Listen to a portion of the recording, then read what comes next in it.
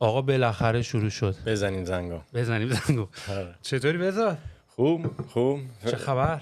والا خبر که این ستینگ فکر کنم خیلی جالبه، چون الان 30 روز تقریبا یه جا داریم زندگی میکنیم. همچین اپیزودی نبوده که اینقدر زمان صرف کنیم. اصلا اولین باری که من سر جام نیستم، بعد فکرم نمی‌کردیم ستا بشه اینقدر سخت باشه، چون میگفتی 2 تا دوربینه و 2 تا میکروفونه و اینا. تازه می‌خواستیم بریم بیرون در آره فکر کنم می‌خواستیم بریم تو بیچ ضبط بکنیم و چه ایده‌ای، درون بفرستیم هوا از دریا بگیریم. اونا رو وسطا میشه بود. ولی بکنیم اون کارو. به نظر من حتما اون کارو باید انجام بدیم، خیلی باحال میشه. ولی تجربه خیلی خیلی متفاوت‌تری بود. من خیلی نگران بودم از اینکه از خونم اگه بیام بیرون یه جا بخوام بلند مدت‌تر کار بکنم. خب دیدی یه تو خونه استیشن ساختی و عادت کردی به میز و صندلی تو مانیتورات و ستاپ کردی و مثلا من هر موقع اینجوری بودم که می‌خواستم بیرون یه کاری بکنم یا مثلا رفتیم برای میتینگ یا آفیس یه جایی لپتاپ رو پام بود، اینطوری بودم که من این کارا رو میرم خونه مثلا انجام میدم و اینا. بعد این بار ولی اینطوری بودم که بذار اصلا یه جا تستشو بگیریم ببینیم میشه. حتما که نه، اصلا لپتاپ واسه همین ساختن دیگه، دسکتاپ کامپیوتر که نیست، لپتاپه. آره. و یه نکته خیلی جالبی هم برام پیش اومد که حالا بهش توضیح میدم. ولی آب و هوا واقعا حال روزمون رو عوض کرد.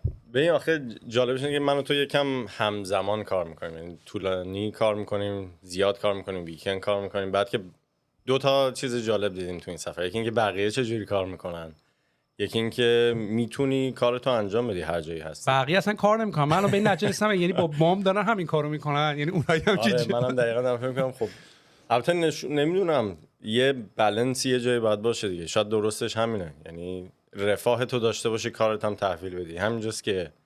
ولی فکر نمی‌کنی که مثلا یه مقداری پست پندمیک که هنوز نشده، منظورم سینس پندمیک، از زمان موقعی که کرونا اتفاق افتاده و مثلا خونه کار کردن یه مقداری باب شده، یه مقداری پیچشش هم رفته بالا. باز قدیم مثلا به هر حال تو ساعت 9 تا 5 رو داشتی یه جورایی، ولی الان یه مقداری شلتر هم شد. تو که دیدی من چقدر راجع به این موضوع، موقعی که ما اومدیم اینجا من دارم راجع به این موضوع غر میزنم، میدونی مشکل پراسس. من فکر کنم هم بده هم خوبه. یعنی بعدیش اینه که آدمایی که باید بالا سرشون باشه تا کار رو ازشون بگیری معلوم میشن.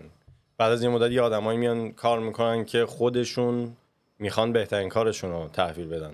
همون کانسپتی که مثلا نیما اینا تو ایدا دارن، unlimited vacation. دیگه اگه میری وکیشن کارتو انجام نمیدی معلوم میشه چه نوع آدمی هستی دیگه. من فکر کنم یه تفاوت خوبی ایجاد میکنه این پندمیک. قبل پندمیک ولی شما توی آفیس بودین، درسته؟ تو آفیس بودیم ولی لزوما باعث میشه کار بهتر باشه به نظر من فکر کنم این الان اون فروپاشی منظم بودن و کار کردن، چون همه اومدن بیرون از آفیس، بعد راهش دوباره پیدا میشه که چجوری بعد انجام میشه، که خیلی‌ها دارن الان انجام میدن. برام خیلی چیزا داره تازه کلید میخوره، یعنی با تازه یه جورایی داری کار کردن رو داری یاد میگیری. به اضافه اینکه حتی یه سری بدیایی داره ها، مثلا اینی که همش یه احساسی میکنی که مثلا اسلک باید روشن باشه، احساس میکنی باید ریسپانسیو باشی، احساس میکنی تا که مسیج زد باید جواب بدی. میدونی و اینا اصلا خوب نیست. و اصلا کلا این کانسپت 9 تا 5 کار کردنم خیلی، ببین آدما متفاوتن. یعنی اتفاقی که داره برای من، حداقل شخص من داره میفته، اینه که دارم میفهم که آقا مثلا من خب دیدی که مثلا خیلی‌ها ترجیح میدن میتینگاشون صبح باشه، من اصلا ترجیح میدم میتینگام آخر روز باشه.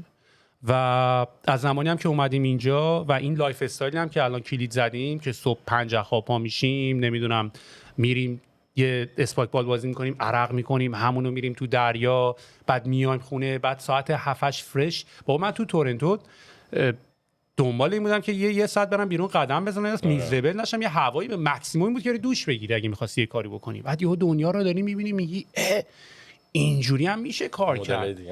اون که 9 to 5 نمیتونن همه کار کنن، درسته. اتفاقا ما یه کاری که می‌کردیم، یه تست شخصیتی می‌گرفتیم برای پوزیشن‌های مهم توی کمپانی که بدونی چجوری باید ساپورتش کنی، کجا باید ولش کنی. بعضیا صبح خوب کار میکنن، بعضیا عصر خوب کار میکنن، بعضیا منیجشون بیشتر باید بکنی، بعضیا نکنی. من فکر کنم خیلی این هست تو آدم، مثل خواب. یکی 3 ساعت بستشه، یکی باید 7 ساعتشو بخوابه. کلن هم با هم زندگی کردن سخته دیگه، هر کی نیازی داره. یعنی اون هنر با هم زندگی کردنی که الان داریم انجام میدیم اینجا مثل همون هنر کاره. که چجوری با هم کار کنیم، چجوری همدیگر بفهمیم، کی به کی کجا زمان بده. بذار یه آپدیت بدیم به اونایی که دارن گوش میکنن، مثلا چی شده اصلا، ما کجاییم، چیکار کجا داریم حرف میزنیم ما اصلا. ما تا نزدیک 2 ماه شده 8 دسامبر 8 دسامبر اومدیم. 45 روز. آره ما 8 دسامبر تقریبا که دیگه زمزمه این که هوا داره سرد میشه و این کرونا و لاکداون و اینا هم دوباره داشت بوش میومد که داره دوباره از اول از سر گرفته میشه، تصمیم گرفتیم که همه با هم یه گروه 6 نفره ایم که هممون ریموت کار میکنیم از کمپانی مختلف، هیچ کدومون تو یه کمپانی کار نمیکنیم. همه تصمیم گرفتیم بیایم مکزیک، یه جایی هم ایل بی ام بی کردیم و گرفتیم و همه از اون موقع داریم اینجا کار میکنیم. الان هم تورنتو شنیدم منفی 30 درجه این طوراست، با برف حسابی. بعد ما امروز صبح تو آب بودیم مثلا و هم یکم دارم برگ میکنم راجبش. ولی آخه جالبش اینه که اونقدر برگ نیست، یعنی بستگی داره خب کجا زندگی میکنی. ولی ما الان خرجمون از تورنتو کمتره. در واقع اومدیم 3 ماه کمتر خرج میکنیم ولی خب هوای بهتر داریم، حالمون خیلی بهتره. بعد اصلا این گروهی زندگی کردن به قول تو، این آرت، این که آدما بتونن کنار هم زندگی بکنن خیلی جذابه. و میگم هر بار این اتفاق میفته، آدم یه کار جدید میکنه، یه سری کانکشن های جدید مغزت داره درست میکنه. ولی چیزی که خیلی خیلی برای من جالب بود این قضیه اینه که work from home نیست اسمش دیگه. اگه کمپانی ریموت شد یعنی این، میدونی، یعنی بری بچرخی دیگه، بری دنیا رو کجاست دست خودت قشنگ. آره. حالا این بالانس هم پیدا کردن جالبه که ببینیم حالا این تست 3 ماهمون رو بگیریم ببینیم چه اتفاقی میفته. من خیلی پروداکتیو تر بودم. فکر کنم 2 تا چیز خیلی پوزیتیو داشت. یکی این که کارمون خیلی بهتر شده چون انرژی داری، صبح زودتر پا میشی. یکی این که دوستاتو یه لول دیگه ای میشناسی. میدونی راجع به من چی فکر می‌کردی چی شد؟ اتفاقا یه چیزی که جالب بود برام، میخواستم تویستش کنم بگم درباره سهیل علوی صحبت کنیم. چون اون صحبتی که با نازلی و من و تو داشتیم یکی از شبای اول، اون خیلی جالب بود. اینکه و من فکر کنم مخاطبات خیلی شاید جالب باشه براشون بدونن که خب بیشتر درباره کسی که این پادکست رو در ران میکنه بدونن. به 2 دلیل. یکی این که هر آدمی هم خارق العاده است هم خیلی نرماله. برای همین که آدما ببینن که هر کی توی یه چیزی میتونه خوب باشه، توی یه چیزی بد باشه و اوکیه، خیلی مهمه. دید جالبی بهشون میده. و اون چیز صحبت کردیم از این که مثلا از بچگی چجوری بودی، چجوری روش، که نمیدونم میخوای یکم بریم اونوری بیایم. آره شور. من اتفاقا چیزی هم که خیلی هدفم بود توی این پادکست ها راجبش صحبت بکنیم از همون اول ایده این بود که معمولا وقتی تو یه چیزی رو خیلی ریکورد میکنی یا داری راجب یه موضوعی صحبت میکنی، خیلی از پیشرفته و موفق قسمت خوب قضیه رو نشون میدی. من اتفاقا خیلی دنبال اینم بودم که اتفاقا مثلا خیلی آدم از جاهای دیگه آدمام ببینه، یعنی همیشه اون عکس فیلتر شده پست رو اینستاگرام نباشه، میدونی. و اتفاقا راجب همه سایدهای آدما خیلی من دوست دارم خودم بدونم. من که دیدی دیگه از موقعی که اومدیم اینجا همش اینی که اونو چیکار میکنی، اینو چجوری درست میکنی، جوابا میدونی. نه ولی خب میخوام ببینم بقیه چجوری فکر میکنن یا پروسس. نه همونش خیلی جالبه. حالا اگر راضی، من فکر کنم جای جالب شروع اینه که از یکم بچگی، چون از موقعی که تو مدرسه بودی هم اینجوری بودی که اینو بسازیم، وبسایت رو این کار کنیم، یعنی تو کل زندگی دیگه درست کردن چیز برات جالبه. یعنی هدفت این نیست که پاتو بندازی رو پات زمان بگذره، حال نمیده آخه. یا یه چیزی میخونی یا یه چیزی یاد میگیری، اون کور شخصیتی تو هم یه چیز مهمشونه. اگه میخوای شیر کنم از یکم قدیم بیا جلو. آره نه چیز خیلی فکر نکنم قسمتی باشه که توی به اصطلاح سیکرت کلازت باشه بخوام شیر نکنم. چی گفتم میگی؟ من آخه یکی دو بار یه بار که اول اومده بودی کانادا داشتی فکر می‌کردی حالا بیا اینجا، نه یا اینجا چه جوری بیزنس ران میشه اینا، شروع کردی گفتن که بچگی نمیدونم وبسایتایی که درست می‌کردین که جلوتر از همین چیزای دور و بری بود. خیلی جالبه که بقیه بدونن. اونش یکی جالبه اینی که گفتیم الان همدیگر بیشتر میشناسیم چیه برداشت. ببین آدم خوشفکری هستی، نه اینکه خوشفکر نمیدونم درست چجوری باید اینو توضیح داد. خوشفکر نیستی که مثلا بخوایم با هم بشینیم حرف بزنیم. اون هست جای خودش، خوشفکر کاری هم هست، یعنی بیس خوبی داری، حواست به بقیه تا حدی هست تا حدی نیست. اگه بخوام خیلی سامورایزش کنم، آدم دوست داشتنی هستی ولی سختی هم از اونجایی میاد که خیلی چیز داره توی ذهنت اتفاق میفته و اون چالش پسند بودنت از اونجا میاد که خب حالا مثلا حوصله‌ام سر بریم اینم درست کنیم، اون کارو انجام بدیم.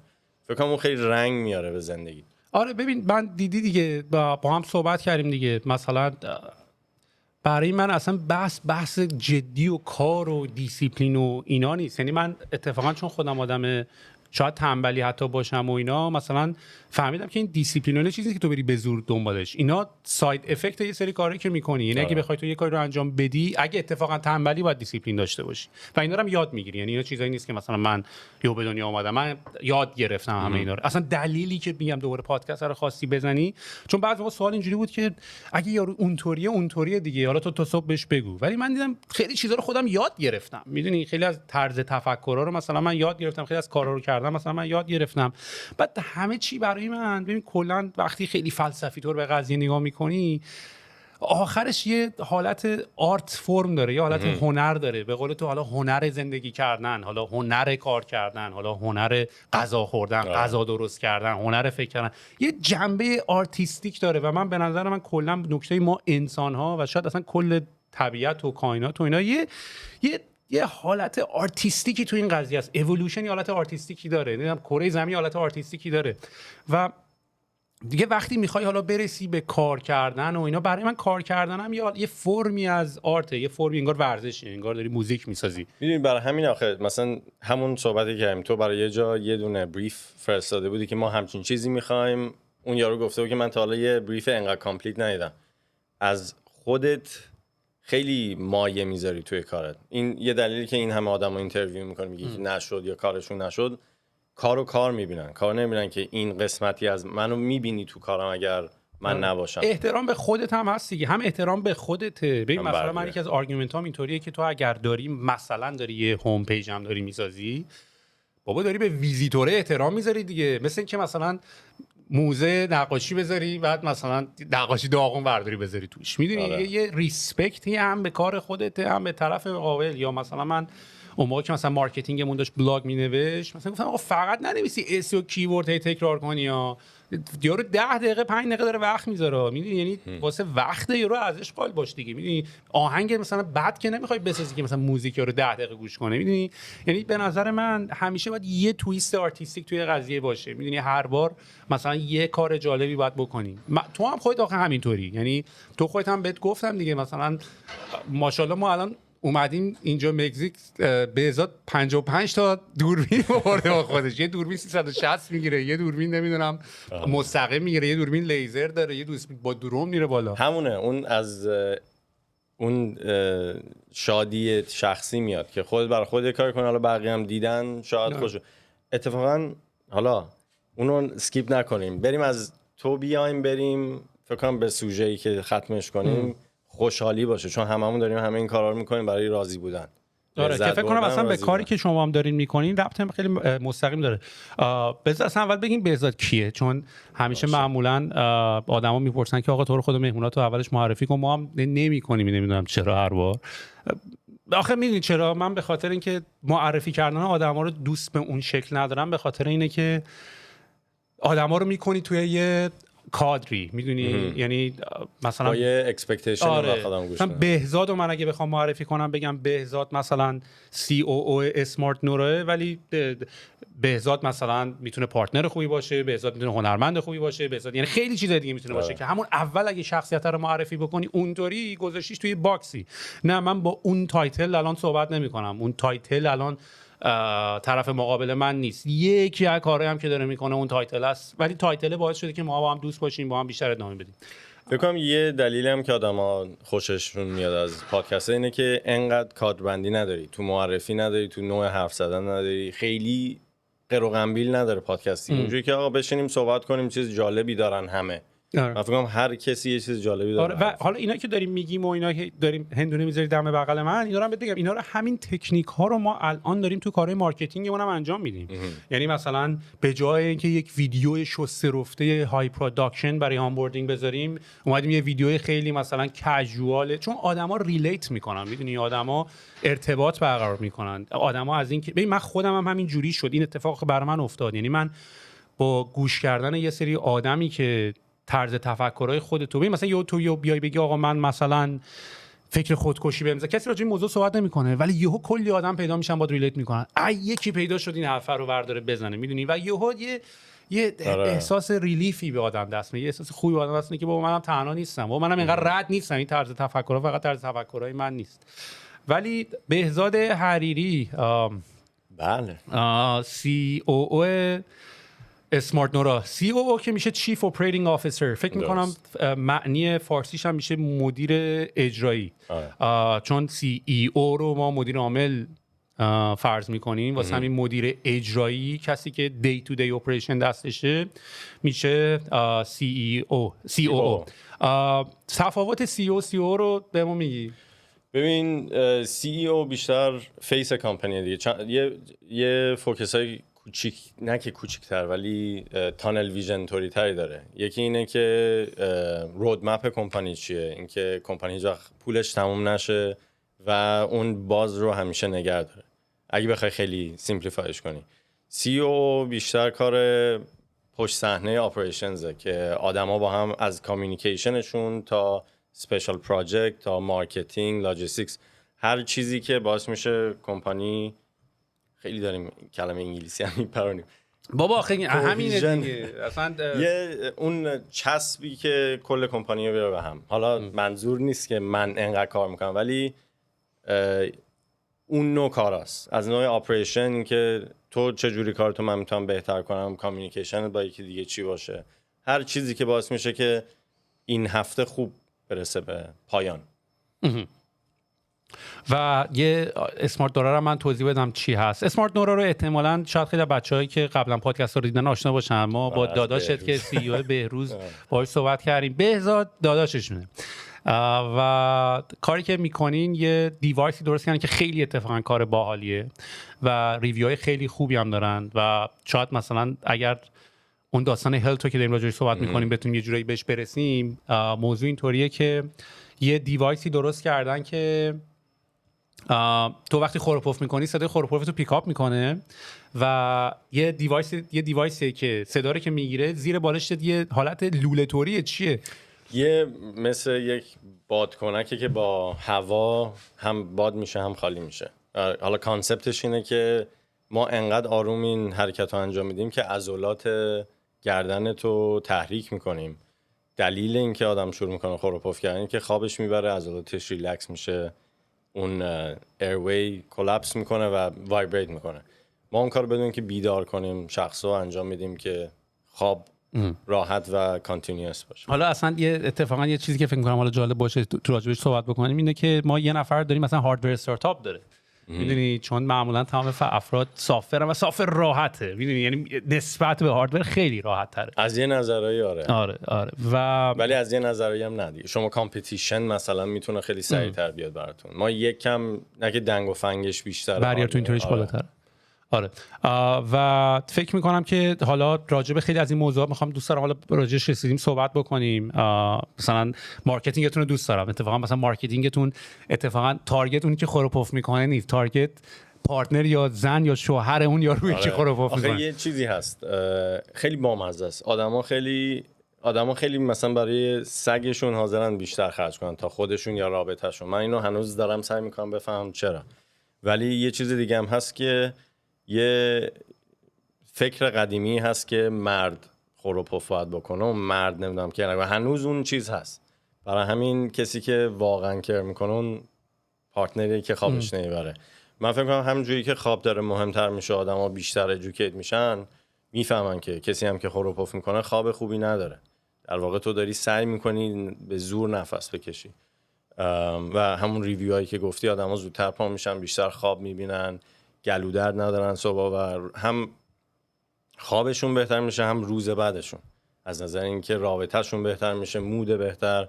کسایی که توی پوزیشن های منیجریال هستن میتونن دیسیژن میکینگ های بهتری بکنن، یعنی خیلی تاثیر میذاره روی من اصلا قبلا اینو خیلی نمیفهمیدم 2 ساعت خوابیدم یا 10 ساعت خوابیدم یا نه، ولی واقعا دیگه این سنه که داره میره بالاتر، آره واقعا مثلا دارم میبینم دیگه، یعنی واقعا کافیه 1 ساعت 2 ساعت و بعد خوابید. دیشب سردمون شد اصلا، ما نمیدونم چرا اینجا دیشب سردمون شد، 50 تا با باز بود و واقعا یه مقداری تاثیر میذاره، یعنی تمام رو مود تاثیر میذاره. اینی که یکی 4 ساعت میخوابه پر انرژی تر از یکی، اصلا کلا این کانسپت خواب خیلی عجیبه، هنوزم بین علما اختلاف دیگه خواب چه جوریه و اصلا سیستمش چطوریه.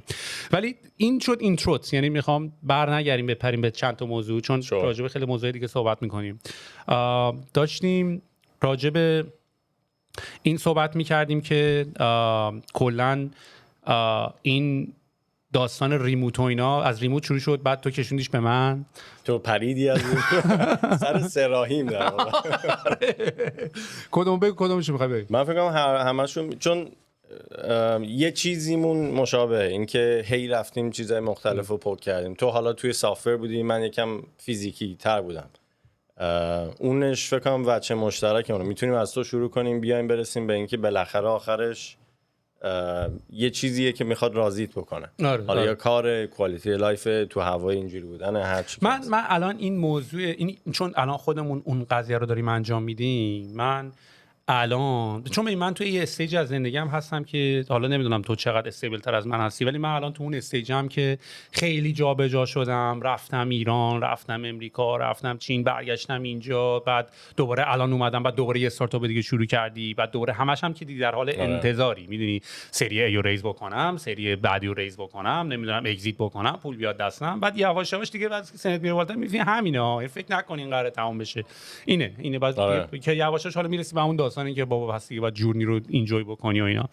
ولی من تو این استیجی هستم که دیگه یه سری تصمیمات رو باید بگیرم زودتر. مثلا جاتو چی کار میخوای بکنی، خونه‌تو میخوای، آیا الانی که دنیا ریموت شد و دیگه فهمیدی که حالا مثلا احتمال زیاد دیگه مثلا به آفیس به اون شکل سنتیش نخواهی بری و اینا، زندگی چجوری خواهد بود؟ آیا همینطوری مسافرت خواهی کرد؟ آیا میشه اصلا همچین چیزی پاسیبل هست؟ اگه زن داشته باشی، بچه داشته باشی، چی کار میخوای بکنی؟ آیا میچرخی دنیا رو؟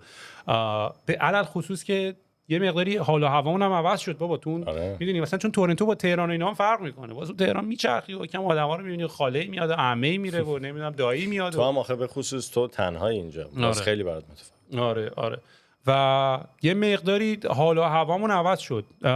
تو تجربت چجوریه الان راجع به این؟ یعنی فکر میکنی که مثلا یه همچین پترنی رو ادامه بدی، اصلا تو کار تاثیر داشت؟ ببین من 100%، من کلا خیلی آدمی بودم که هی میگفتم حالا فردا، هفته بعد، سال بعد، الان روی یه چیزی کار کنم. من ایدم این بود که 20 سالگیمو تا میتونم زور بزنم برسم به جای استیبل از نظر مالی، که بعد بیام کارمو کم کنم، برم هابیامو انجام بدم.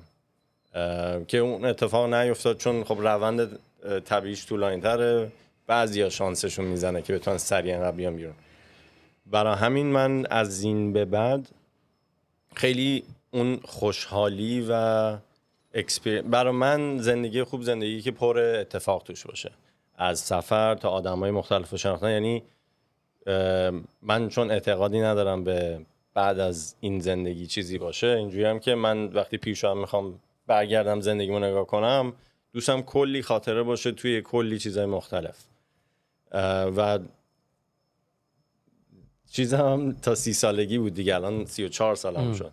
تولدت مبارک. متشکرم.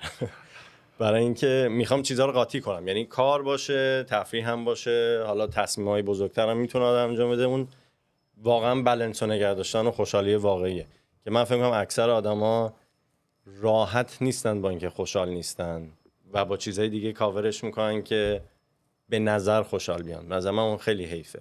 مثلا یه دلیلی که من خیلی مشروب نمیخوام یا خیلی دراگز استفاده نمیکنم، اگر مادر من داره خیلی استفاده نمیکنم، نه کلا ولی واقعا من تایید میکنم. اما که ما اومدیم اینجا، چه میدونم، ما مثلا میخوایم یه چیزی بخوریم، مثلا چای، ما کافی میخوریم، تو چای میخوری، من اینو گفتم دیگه، مثلا دیوونم میکنی. مثلا من رئیس کافی دارم میریزم، تو داری مثلا چای سبز داری میریزی. آره من خودم میخوام برسم به اونجا، میدونی، یعنی اون واقعیت رو میخوام تجربه کنم ببینم چجوری میتونم دوباره انجامش بدم. مثل همین مارکتینگ، یه چیزو پیدا میکنی بازش کن ببین چند بار دیگه میتونی انجامش بدی.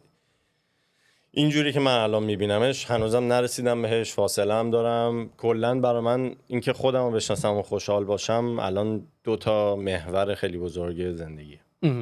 و اتفاقا فکر کنم یه کمی راجع به این صحبت کردیم. هپینس بهش فکر کردی معناش چیه یا چی برای تو معنی هپینسه؟ ببین من جوری که بهش نگاه میکنم اینه که اول فرهنگمو بشناسم، چون فکر میکنم یه مقدار بزرگی از تاثیرشه. کلا ما 3 نوع فرهنگ داریم که تاثیر میذاره روی اینکه چه جوری نگاه میکنی به دور و برت. خاورمیانه‌یا که بیسشون شرمه، یعنی تو یه کاری رو میخوای انجام بدی میگی که اون یکی به من چجوری نگاه میکنه یا منو چجوری جاج میکنن.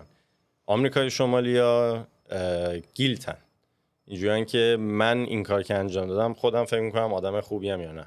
حالا ما که توی این 2 فرهنگ بودیم فهمیدنش به نظر من خیلی کمک میکنه که ببینی تصمیمات چجوریه، برای خودت تصمیم میگیری، برای بقیه تصمیم میگیری که واقعا معنی خوشحالی واقعی تو پیدا کنی. برای همین من میگم من برام اینه که برو از عقب بیا جلو که ببین خوشحالی واقعی چیه. یکی اونه شروعش برای من. دومیش هم اینه که با وجود این فهم واقعا همینه، تجربه است. من 2 نوع زندگی واقعا میتونه خوشحالم کنه. یعنی که آف گرید برم یه جزیره کوچیک، نه برق نه چیزی، با خودم و طبیعت. از اون برم اینجوریم که خیلی اکسسیو همه چی داشته باشم. این در واقع این پوشی که من الان دارم میکنم برای اون زندگی اکسسیو است. اون حالا بالانسش رو شاید بشه پیدا کرد که آدم یه راه میانه‌ای پیدا کنه که همیشه خوشحال باشه، نه اینکه یا این ور یا اون ور باشه. اصلا کلا یه کوتیه که ناوال داره، من خیلی با اون کوتش حال میکنم، اینه که میگه زندگی سینگل پلیره. میدونی یعنی اگر اتفاقی داره برات میفته کسی نیست کمکت بکنه، تصمیمات خودت آخرش باید بگیری، یعنی آخرش خودتی و لایف واقعا یه حالت سینگل پلیر مود داره. ولی مثلا منم به این قضیه خیلی فکر کردم، ولی چقدر راجع به شخص توئه. مثلا ببین، مثلا من فکر کردم به این قضیه که من اگه میخوام خوشحال باشم و درستم هست خودخواه بودن تا به یه معنای خاصی، نه آره خودخواه بودن کار درستیه. اصلا نمونهش مثالش همون داستان این که آقا اگه هواپیما داره سقوط میکنه این ماسکای اکسیژن داره میاد پایین، این داستانی که فاز نگیری و اول بذار رو بچه. تو اول باید ماسک بذاری رو خودت یه انرژی بگیری، خودت حالت خوب بشه که بعد بتونی بچه رو کمک کنی. اگه سری بذاری رو بچه خود قش بکنی که بچه هم بعد 2 دقیقه مون هم میمیره. و من این قضیه رو خیلی قبول دارم، یعنی باید خودخواه باشی که و خیلی ولی راحت اشتباه برداشت، خیلی اشتباه. اصلا نکته اینه که همه 99% حرفا اشتباه برداشت میشه. آره انتخاب کلمه مثلا الان خیلی متاسفانه مهم شده. من یه چیزی که توی تو نوتیس میکنم که خودم دارم خیلی مستقیم و بدون فکر از این نظر که من این کلمه رو استفاده کنم الان هیستوریش چیه بقیه چی برداشت میکنن. من موافقم کاملا باهات، ولی جالبه که حالا ببینیم بقیه برداشتش. نه آره آفرین. خب واسه همینه که کانورسیشن باید بیشتر از 1 ساعت باشه دیگه. تو توییت نمیتونی حرف رو بزنی، چون توییت بزنی تمام، یعنی حالا بیا درستش دونه بیا جملات درستش بکن. من اتفاقا این اخیراً یه توییت زدم، یه جمله‌ای بود توی فیلمی بود خیلی حال کردم باهاش. راجع به این بود که ملتی که ادبش به قناعت اوست همیشه دچار قحطی است. به معنی اینکه تو اگر مثلا هر موقع هی کردن تو پاچت و هی مثلا هی ازت زور گفتن و اینا، هی بخوای مثلا به حساب این که من با ادبم و قور نمیزنم و هی بخوای قبول بکنی، تو همیشه اون ملت همیشه به قحطی میره. بعد یه نفر دیگه ما ریپلای کرد گفت داداش آلمانیام خیلی قانعن ها. گفتم بابا بیا اصلا برو تو حاشیه. آلمانیا که میبرن میشورن اصلا همین دیگه نمیدونم. بعد کلا اینطوری که حالا تو حوصله داری اصلا توضیح بدی اون حرف رو، اصلا واقعا میری تو حاشیه. ببین هر کاری کنی بالاخره یکی ناراحت میشه. یعنی حالا تو که اینقدر آدینس داری و پادکست داری، هیچ وقت من آدینس ندارم هنوز. همین آدمایی که بالاخره دارن آره راست خیلی راست دمشون گرم. خیلی هست. ولی یعنی به نظر من اوکی، اون قسمتی از شخصیتتون نشون میده که فالوور خودتو بالاخره پیدا میکنی. حالا تو پادکستی، من تو زندگی خودمم فالوور من دوستمه، کسایی که باشون ارتباط دارم. کلمه فالوور که حالا اسم اصطلاح تکنیکالشه، ولی یه سری آدم هم تفکر. بعد تو قرار نیست با یه نفر کامل حال بکنی، میدونی، یعنی مثلا دیدی دیگه، مثلا ما الان هممون اینجا تقریبا همه بچه‌ها یه دوره میپیچن به بهونه ظرف شستن و اینا، هدفون تو گوش دارن یه پادکستی گوش میکنن. یعنی تو قرار نیست مثلا عاشق یه نفر، تو مثلا 50% مثلا چه میدونم جوروگن رو دوست داری مثلا با طرز تفکرش، 30% مثلا چه میدونم پست ملون آرتیست رو دوست داری، نه 10% مثلا. میدونی تو قرار نیست مثلا با یه نفر آدم با همه چیز باشی و تو میشی آدم جدیدتر. تویی که 20% اونو داری، 20% اونو داری، 20% طرز تفکر اونو داری، این یه کامبینیشن جدیده کاملا یونیک. این هم بود که اول پادکست گفتیم که هر آدمی خوب و بد و جالبی و آره یونیکنس خاص خودش داره. آفرین. این دیده خیلی جالبش میکنه. آره. اونم که من گفتم مثلا اکسپوز شدن تو یکم که چه آدم مثلا آدم خارق العاده ای هستی توی زمینه‌هایی، آدم معمولی هستی توی زمینه‌ای مثل همه دیگه. و خیلی به نظر من آدما رو چیز میکنه، مشوقشون میشه برای اینکه کاری که میخوان بکنن یا چیزی که میخوان امتحان کنن انجام بدن. میگم دیگه مال خود ما هم همینطوری شد. خدا رو شکر ما یه سری کارا رو فکر می‌کردیم نمیشه، کردیم شد.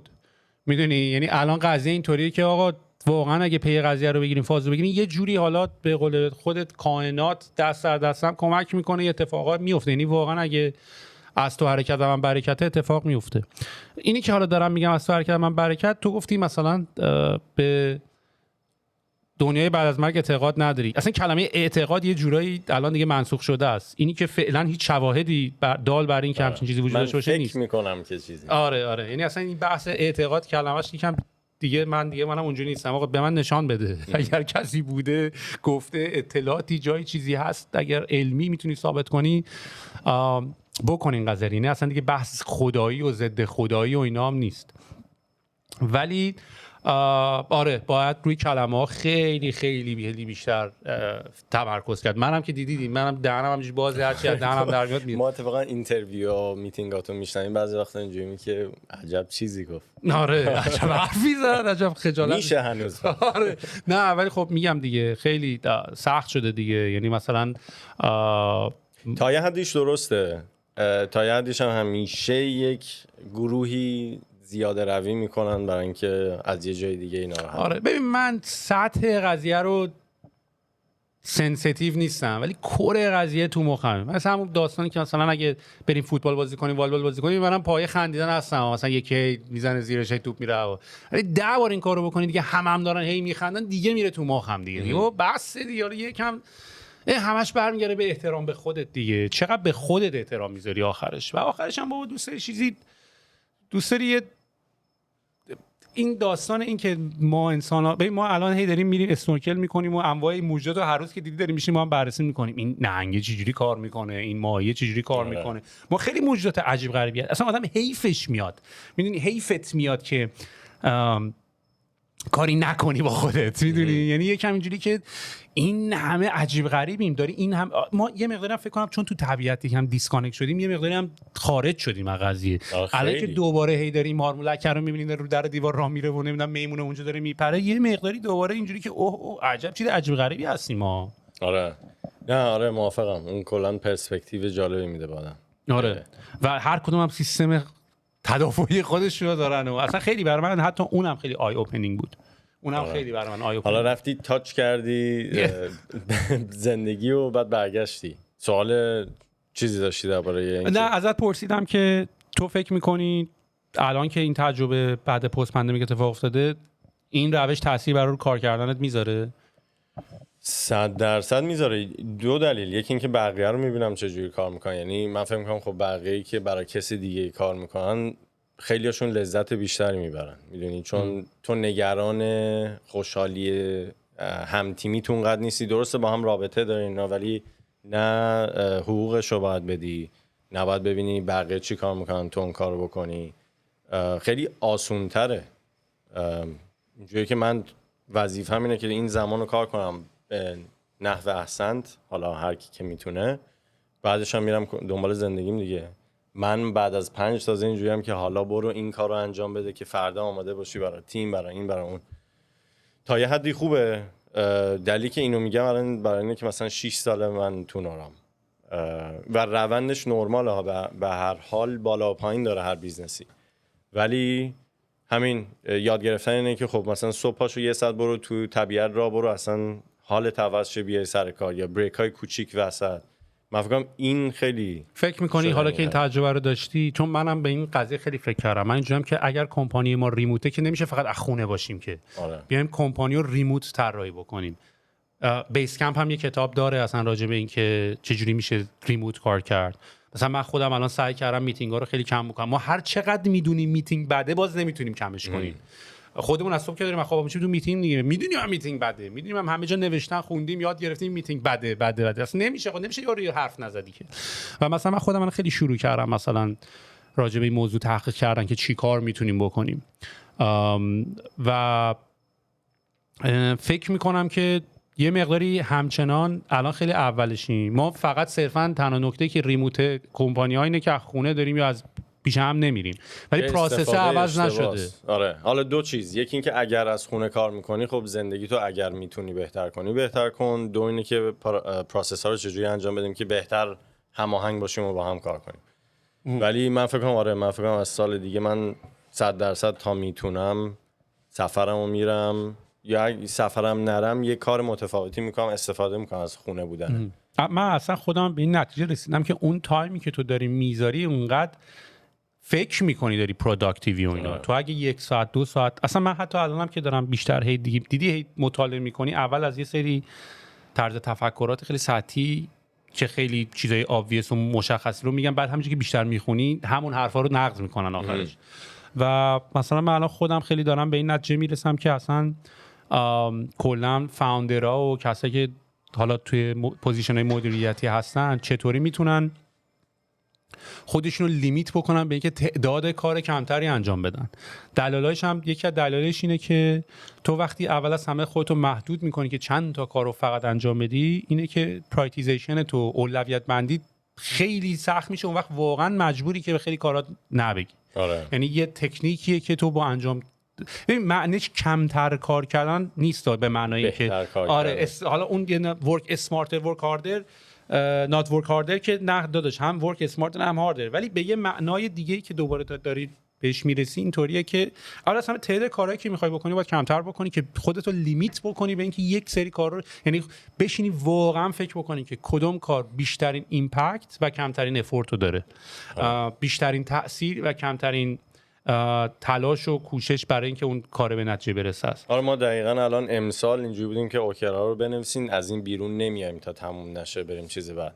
یه اشکالی هم داره، آدمایی که پرفکشنیستن هی کارا رو برمی‌دارن برای خودشون، جوری که من تو کار تو یه نقصی میبینم پس بذار من انجام بدم، باعث میشه مفید نکنی کار اونقدر. همون که میگی 1000 تا کار میکنی ولی که میدونین به کسی تیکه پروندی یا نه، چون من اینجوری هم که من دیدم خودمون دیگه من اصلا خورد میشه اینجوری که نمیخوام بکنی خودم میکنم. خیلی هم کار غلطیه. آره اشتباه، همون کار یک کم بدتر ولی با یه گروه بهتر، برای اینکه سریعتر انجام میشه میره جلو.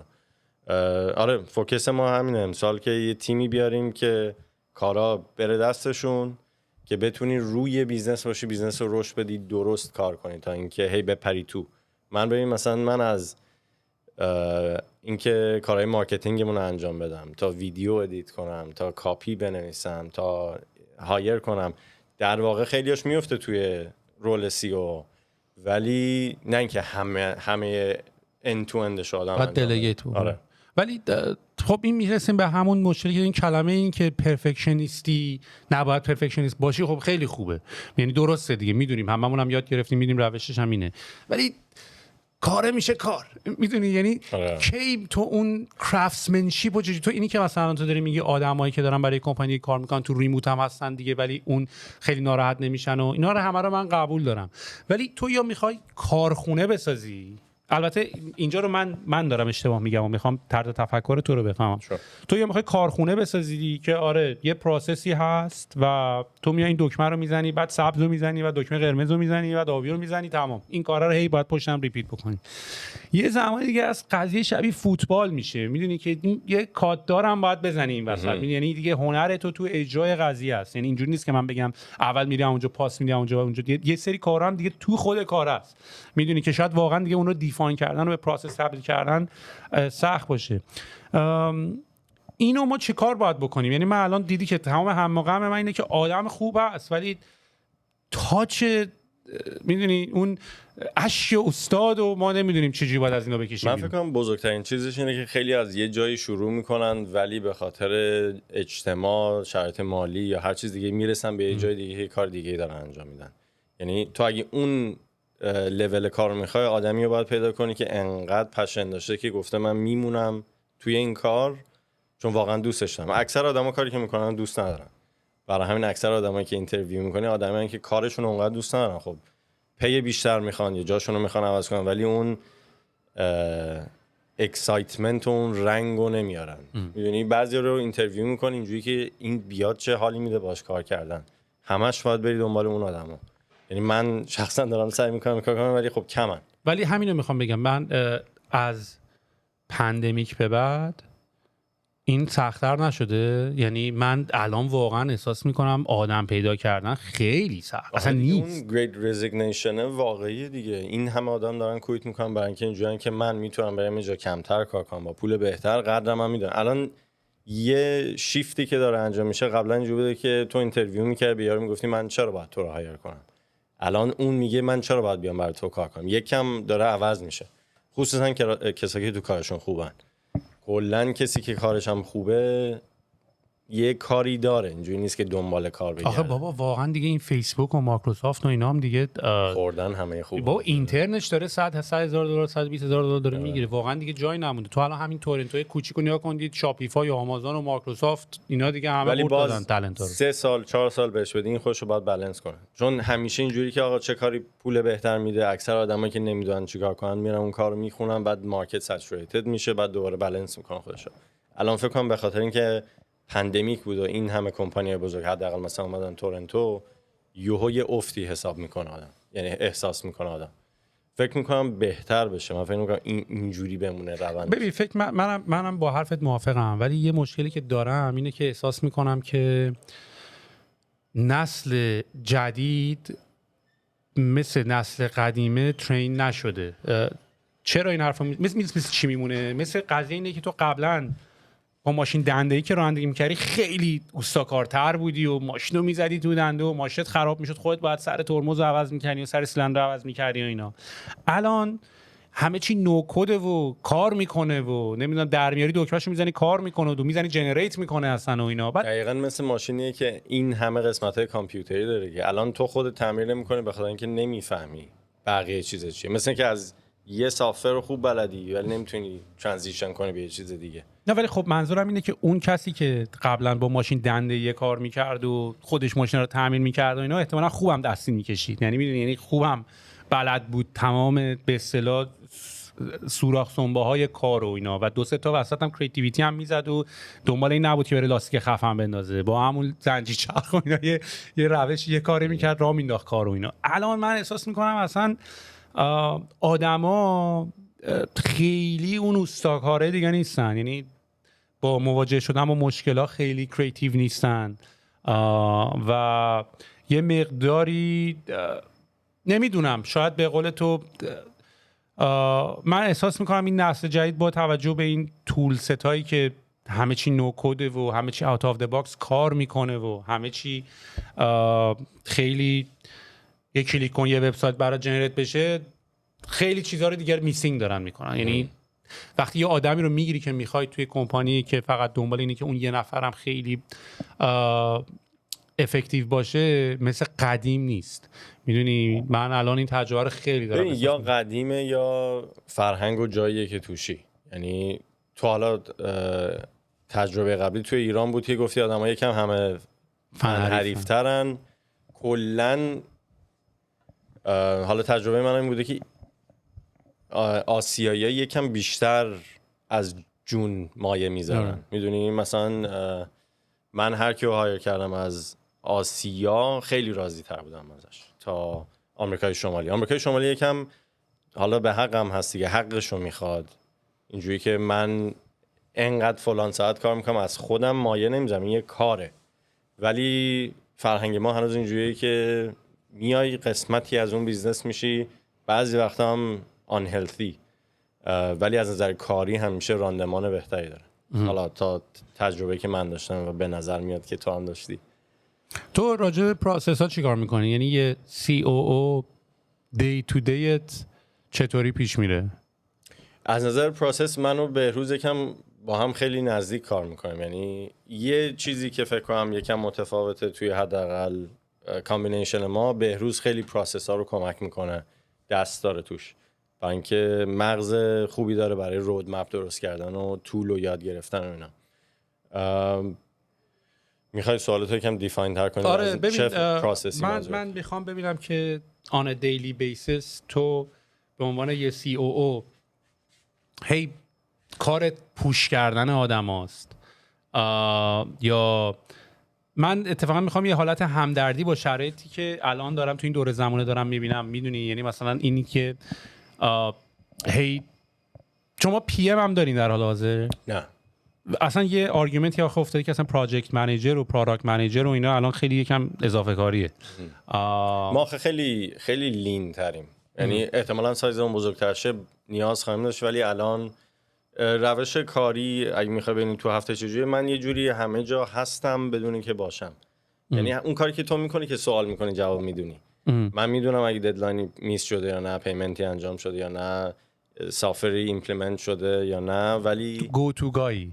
آره اون که آره. و کامیونیکیشن همیشه اینه که سوالیه که ما هم جهت ما این کار رو انجام دادیم، این انجام شده، نظری، اون ستایل کاری منه.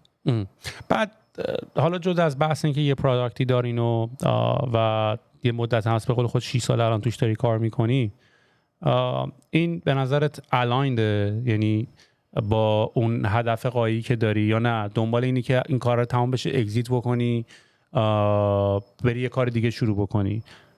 کلا یعنی من چون همیشه این داستان استارتاپ برام یکم فلسفی ترم بوده، یعنی من دنبال همون داستانم که اگر میتونی از کاری که دوست داری بکنی پول دراری که چه فبها هست، تا در صورت اینکه کار هم، یعنی من این دوگانگی رو ندارم، اینی که یه قسمتی از زندگیت کاره باید بری کار بکنی پول دراری، یه قسمتش هم باید بری زندگیتو بکنی. من یه جورایی این خط رو بهترین فرم ولی همونه دیگه، یعنی کار جزئی از زندگیت باشه که لذت میبری، که تو همیشه فیدبکت این بوده که من اگه این نباشه همین کارو میخوام دوباره، که بهترین چیزه. من نمیدونم، من بچه که بودم یا میخواستم هنرپیشه بشم یا یه ورزشکار حرفه‌ای. این چیزا خیلی برام راحته. حالا هنرپیشگی اونقدر نمیدونم، ولی ورزش و چیزای فیزیکی همیشه خیلی راحت بوده. بعد از اون درایو اصلی من فکر کنم پول داشتنه که بتونم کارهایی که دوست دارم انجام بدم. آره چون آدم مادی هم نیستی خیلی. نه اونقدر، ولی خب طول مهمیه دیگه. اصلا خب بحث من خودم همچین بحث داشتم، پول اصلا بحث مادی نیست، بحث طول آره دیگه. آقا من میخوام پادکست دارم میکروفون بخرم دیگه. چیزی که من دوست دارم تجربه ایجاد کردن برای خودم و بقیه است. یعنی استارتاپ های قبلی هم همش یه چیزی بوده که یک ایونتی بوده، یه کار، یه گروهی بوده که آدم‌ها یه تجربه‌ای که نداشتن و داشته باشن. برای همین فکر می‌کنم اگر یه موقع از نورا بیام بیرون یا نورا فروخته بشه، حتما یه کاری میکنم. من نمیتونم بشینم. یه چیزی باید درست کنم بدم بیرون. حالا میتونه کارهای ویدیویی باشه، میتونه یه پلتفرمی باشه که آدما اکسپریانس های مختلف داشته باشن. و الان تو نورا از یه نظری من خیلی خوشحالم، چون یه کاری میکنیم که واقعا زندگی آدما رو تغییر میده. ولی فکر کنم جای من شاید یکم تغییر کنه اگه کمپانی بزرگتر شه. شخصیتی به هم میخوره CEO، چون مثلا من موسیقی هم خوندم، درامز میزدم پشتم، ولی بیتو نگر میدم، میدونی کارای اون تیپی به من خیلی میخوره. چه جالب که به دیتیل های این تیپی راجع به کاراکترت فکر کردی. منم اتفاقا به این چیزا خیلی فکر میکنم. یعنی این داستان مثلا تو اگر راجع به سهیل علوی شروع کنی صحبت کردن، مثلا من خیلی فکر نکنم به ایگوی من بخواد اون به اون شکل اضافه بشه. منم اینجوریم که بذار. اتفاقا یه چیز جالبه درباره تو اینه که خیلی ایرانی هستی، ولی اون قسمت فرهنگ ایرانی که ایگو داشته باشی یا بخوای اینجوری باشه که بقیه چی فکر می‌کنن یا من چی کار کنم که ظاهرم فلان جور جلوه کنن نداری. حتی کامنت هایی که میدی بعضی وقتا یکی رو ناراحت میکنه، ولی از درونت میاد اینجوری که آقا من واقعا این فکر رو میکنم دیگه. خب چه کاریه؟ اونت خیلی جالبه و فکر کنم اونت تو پادکستت هم دیده میشه، آدما هم براشون خیلی باحال جالب باشه، خصوصا ایرانی‌ها. بعد من آخه میگم دیگه، بعد مثلا کسی راجع به منم حرف میزنه مثلا اینجوری نیست من به خودم، منم اینجوریم که یکم از خودت، یعنی منم به عنوان یه سوم شخص دارم میشم که پس مثل که اینجوری از بیرون اینجوری بناد، یعنی هی داری فیدبک میگیری، همه حرفی که داری میزنی، یعنی از صبح تا شب که داریم کار میکنیم و اینا همش داریم یاد میگیریم، یعنی همش داریم یاد میگیریم که مثلا من کایت سرفینگ دوست دارم، مثلا من درامز دوست دارم، مثلا من اگر از اون پوزیشن، یعنی هی تا این کارو نکنی نمیفهمی. و این اتفاقا به من کمک کرد که همه هی کارا رو امتحان بکنی، میدونی، یعنی هر کاری که میکنی من اصلا هیچ ایده ای از اینکه من چیم یا من کم ندارم، میدونی، یعنی از اینکه سهیل علوی کیه یا چیه، اینکه حالا سهیل علوی پروداکت دیزاینره یا سهیل علوی مثلا آنترپرنوره یا سهیل علوی مثلا پادکستره یا سهیل علوی مثلا بسکتبالیسته یا سهیل هیچی، من هیچ ایده ای ندارم. فکر کنم بهترینش هم همینه که من این همه کار کردم ولی نمیدونم آقا این کارا بود و این باحاله. این اصلا چیزی برای دپرشن این نیست اصلا به نظر من، اینی که تو دپرس بشی بگی من نمیدونم، این اصلا این خیلی تماش باحالیه که آره فکر کنم خیلی‌ها اینجوریان، خیلی‌ها البته خیلی ممکن خودشون رو جاج کنن اینجوری باشن که من فلان کار رو باید انجام بدم تا اینکه برم بزنم ببینم آقا این خوشم اومد. خودت نیستی بخوای جاج کنی، میگم نمیدونم کیه اصلا، بذار یارو زایش جلو، نمیدونم کیه اصلا، میدونی اون کاراکتری که بخوای خیلی بعد واقعا هم خیلی جدی نمیگیره آدم. الان دفعه‌شم گفتم میدونی مثلا کی حالا داره فکر میکنه مثلا سهیل علوی چیکار داره میکنه. ببین کلا یه گرایشی آدما دارن به آدما یکم متفاوت، یعنی تو یه حرفی میزنی آدما ناراحت میکنی خارج از نرمی، اون شخص اون موقع ناراحت میشه ولی به یاد ماندنی تری، میتونم بد باشه ولی هیچ چیزی اونقدر نمیمونه، آخرش هم که یه 100 سال اینجا هست، یعنی اونقدر چیزی مهم نیست. آدم خودشو بتونه نشون بده مثلا مهمترین چیزه. آخه بعضی موقع هم خب تو هم دوباره یاد میگیری دیگه، تو هم مثلا فیدبک رو دادی به قول تو خیلی حالا ناراحت شده و اینا، تو هم یواش یواش، حالا منم نمیگم من اینجوری حرف میزنم، منم یواش یواش دوباره هی اپتیمایز میکنم پروسس فیدبک دادن رو، اینجوری که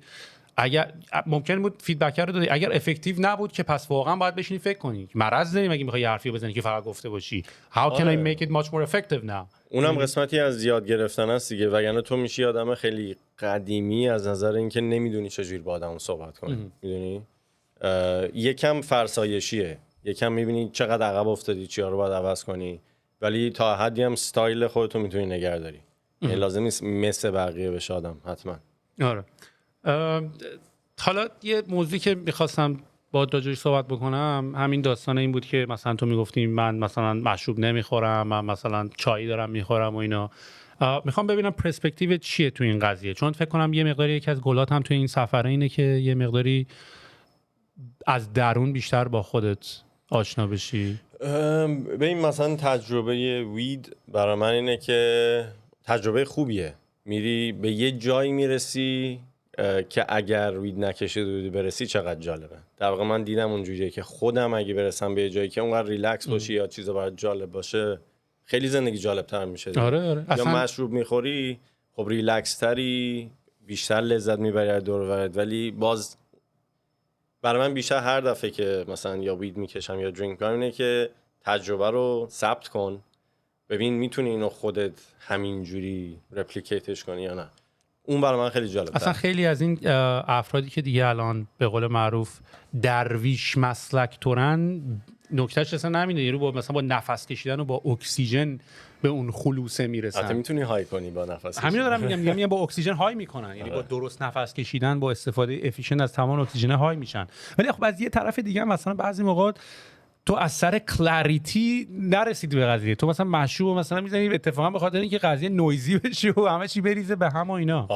آره. یعنی لزوما دنبال کلاریتی نیست، ولی کاملا میفهممت، یعنی به اصطلاح سوراخ سنباد بسته است، یعنی قشنگ از توت هوا رد نمیشه وقتی انقدر دارکی. چیزه خودم میخوام برم، من کمک میگیرم هر از گاهی، ولی دوستم خودم برم اون جایی که میخوام باشم و فکر کنم اگه اونو پیدا کنی زندگی خیلی رنگی‌تر و لذت بخش‌تر.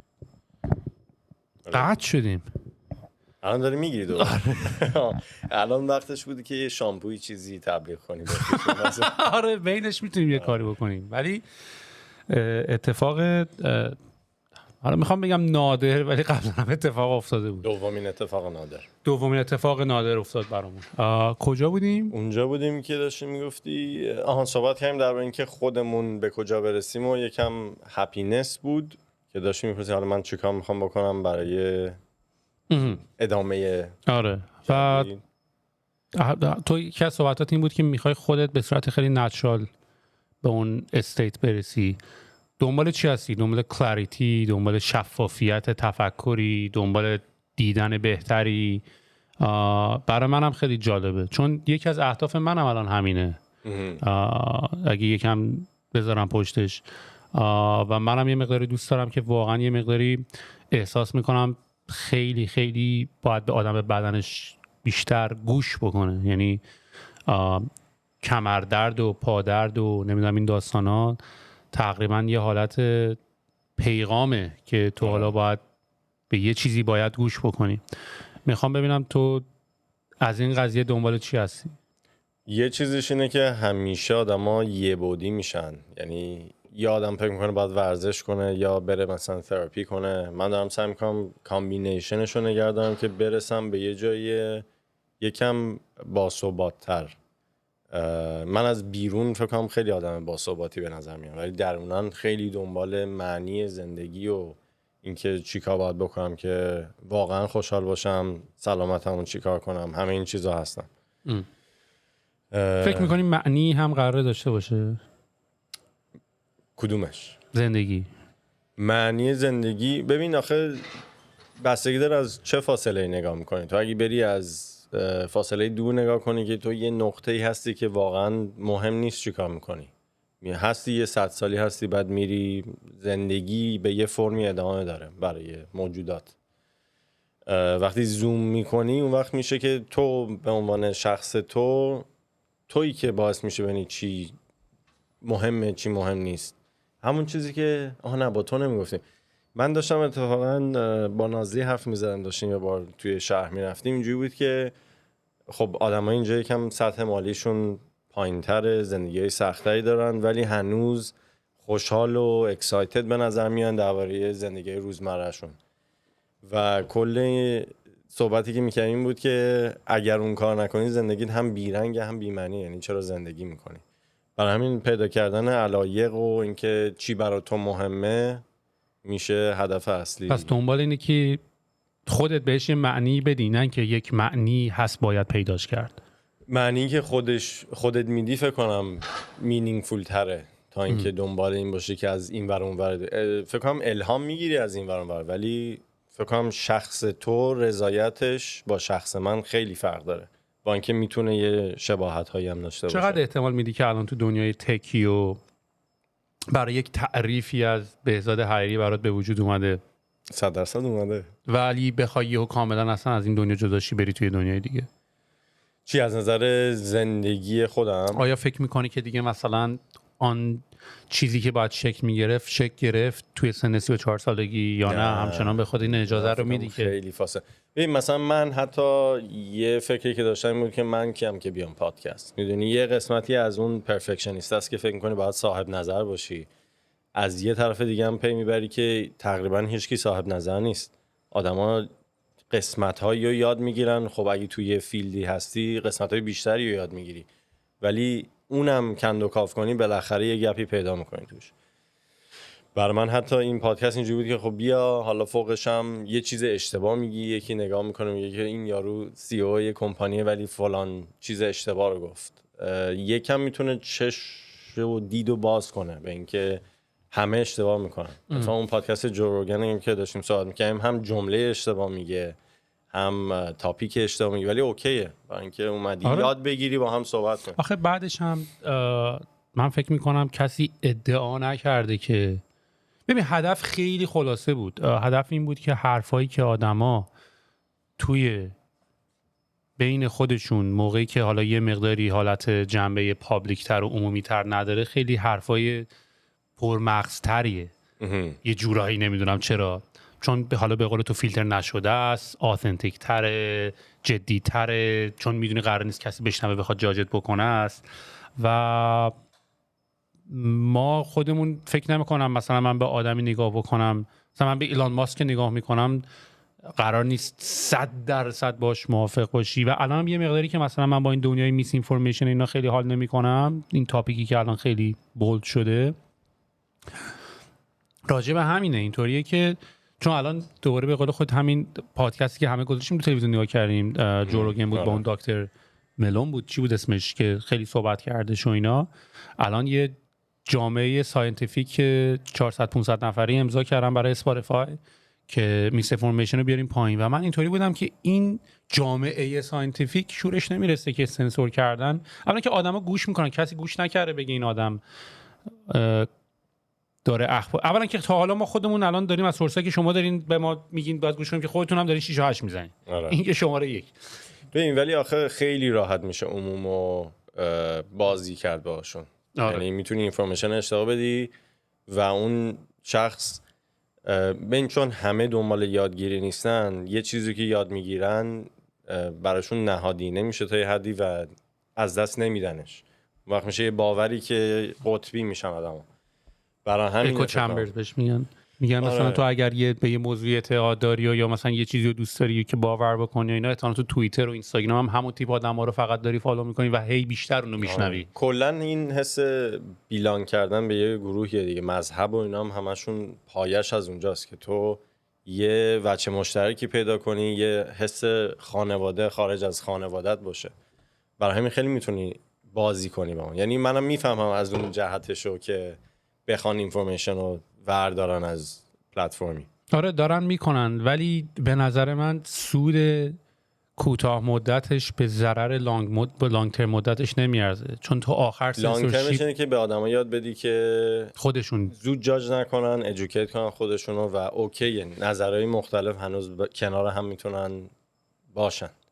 چون خیلی زود تبدیل میشه. بگی مثلا یه سری آدم هستن که چیز میز پست میکنن، حالا به واکسن اعتقاد ندارن ولی توهین آمیز، شبیه اینه که تویی که نمیفهمی، ولی خب تو هم نمیفهمی، تو هم فقط یه چیزای جزئی رو داری فالو میکنی. فکر کنم همون اوپن بودن و انقدر زود تو کانکلوژن نپریدن خیلی کمک میکنه. اصلا دیدن همونم الان خیلی جذابه. یعنی سال 2022 فکر میکردی که چقدر از نظر اجتماع و جامعه و اینا پیشرفت کردی و اینا، و الان دوباره واقعا یه حالت ریست شدن همه طرز تفکر و تمام اینا رو داری میبینی و باعث میشه که همه اینا خودتو ببری زیر سوال. یعنی چون انقدرم هی اخبار ضد و نقیض میاد و اینا، اصلا همین داستان الان ما خودمون داستان کرونا خودمون خیلی خنده داره. یعنی چند تا از بچه‌ها اینجا یکم مریض شدن، رفتن تست دادن.